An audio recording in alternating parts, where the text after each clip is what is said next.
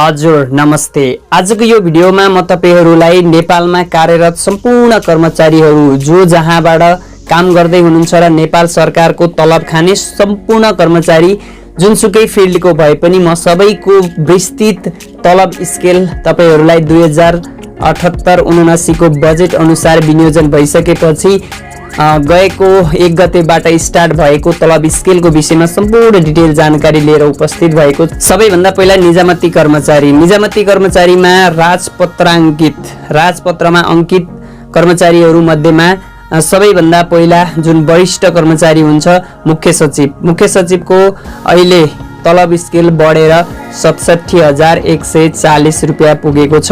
राजपत्राङ्कित विशिष्ट पद एउटा रहेको छ, त्यो पदको 62,680 रुपैयाँ पुगेको छ। त्यस्तै गरेर राप प्रथम श्रेणीको 49,380, द्वितीय श्रेणीमा 42,380, तृतीय श्रेणीमा 37,990 रुपैयाँ सुरु तलब स्केल कायम गरिएको छ। राजपत्र अनंकितमा प्रथम श्रेणीमा रहने को रहेको छ 32,820। अनंकित द्वितीय पेन्सन प्रयोजनको लागि भनेको छ उहाँहरुको रहेको छ 29,570। त्यस्तै राप अनंकित द्वितीयमा 28,610। त्यस्तै गरेर अनंकित तृतीयमा 24,010 रुपैयाँ अनि राप चतुर्थमा 22,680 रहेको छ। अनि हुलाकी तर्फ पाँचौं स्तरको रहेको छ 28,810, चौथोको रहेको छ 26,060, तृतीयको रहेको छ 24,230। त्यस्तै गरेर द्वितीयको रहेको छ 22,860, प्रथम स्तरको रहेको छ 21,900। त्यस्तै गरेर कार्यालय सहयोगी पाँचौं स्तरको भनेको छ 28,570 अनि चौथो स्तरको भनिएको छ 25,850, तृतीय स्तरको भनिएको छ 24,010 भनिएको छ 22,680। त्यस्तै प्रथम स्तरको भनिएको छ 21,840।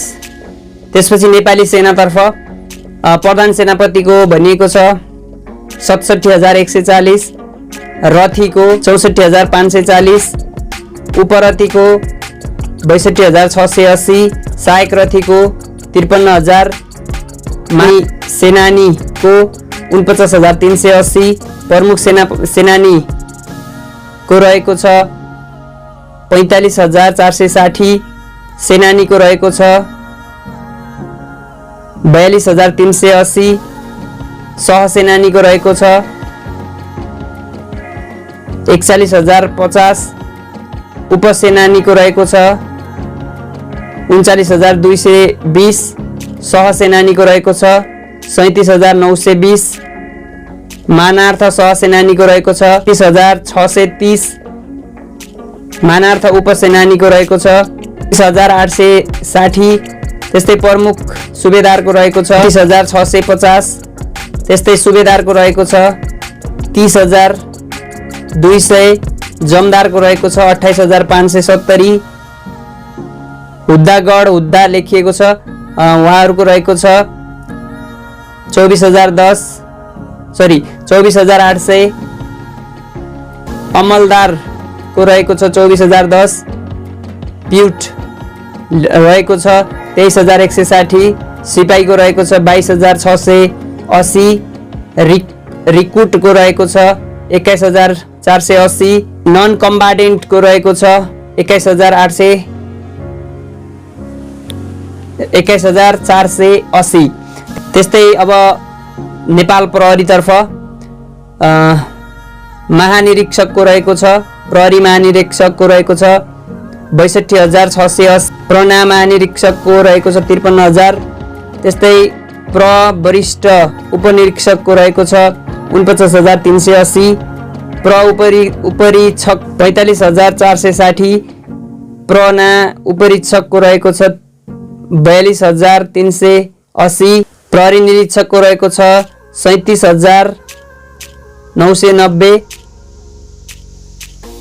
त्यस्तै प्रनिरीक्षकको रहेको छ 30,200, सहायक प्रनिरीक्षकको रहेको छ 28,570, हवलदारको रहेको छ 24,010, जवानको रहेको छ 22,680, रिक्रुटको रहेको 21,480। अब सशस्त्र प्रहरी बलतर्फ सहायक प्रहरी महानिरीक्षकको रहेको छ 62,680, सप्रनाको महानिरीक्षकको रहेको छ 53,000, सहायक वरिष्ठ उपरीक्षकको रहेको छ 49,380, उपरीक्षकको रहेको छ 45,460, सप्रना उपरीक्षकको रहेको छ 42,380, को रहेको छ 37,990। त्यस्तै सप वरिष्ठ नायक निरीक्षकको रहेको छ 35,650।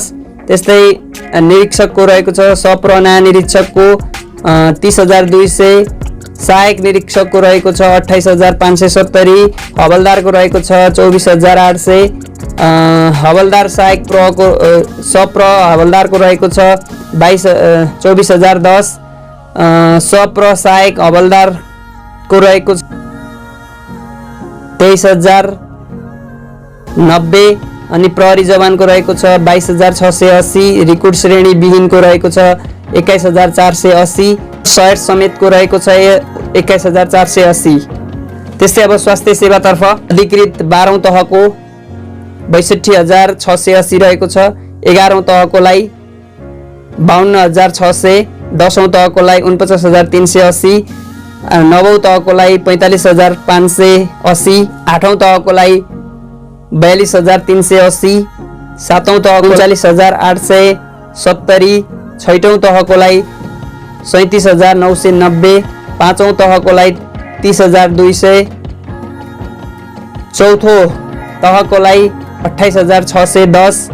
त्यस्तै सहायक तेस्रोलाई 24,010, सहायक दोस्रोलाई 22,680, सहायक प्रथमलाई 21,480। त्यस्तै अब राजपत्र अनङ्कित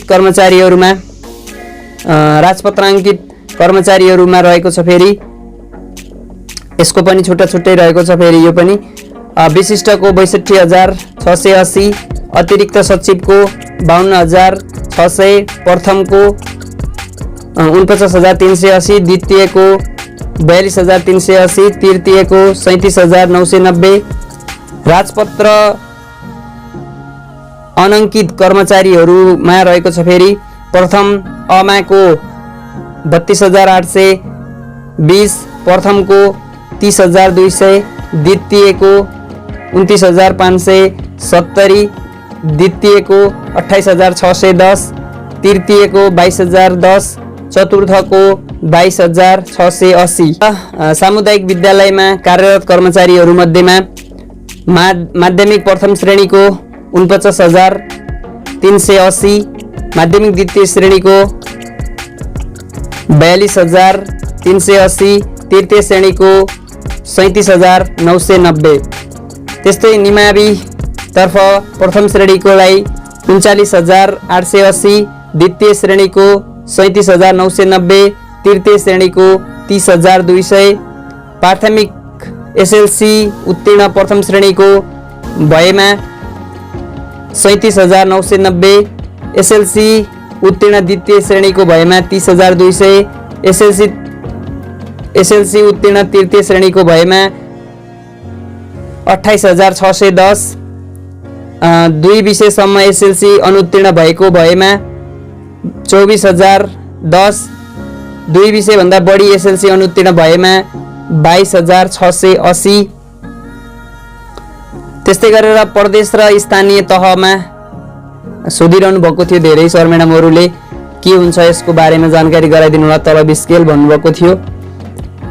11औं अधिकृत 11औं स्तरको अधिकृत भएमा 52,600, अधिकृत 10औं को भएमा 49,380, 9औं मा भएमा 45,580, 8औं भएमा 42,380, सेम नै हो माथिको जस्तै। 7औं यसरी रहेको थियो सम्पूर्ण डिटेल जानकारीहरू। तपाईहरुले सबैले आफ्नो आफ्नो तलब स्केल थाहा पाउनुभयो होला। भिडियोलाई लाइक गर्नु होला, शेयर गर्नु होला। नयाँ आउनुभएको छ टप टिप्स, मोटिभेसनल, टप शैक्षिक न्यूजहरू डेली लिएर अपडेट हुन चाहनुहुन्छ भने च्यानललाई सब्स्क्राइब गर्नु होला, छेउमा रहेको बेल आइकनलाई प्रेस गर्नु होला, अल नोटिफिकेसनमा क्लिक गर्न नभुल्नु होला। म आउने छु फेरि जोश र जानकारी सहित भोलि अर्को भिडियोमा। त्यति बेलासम्मको लागि सबैजनाको दिन सुख रहोस्, शुभ रहोस्। जय नयाँ भिजन।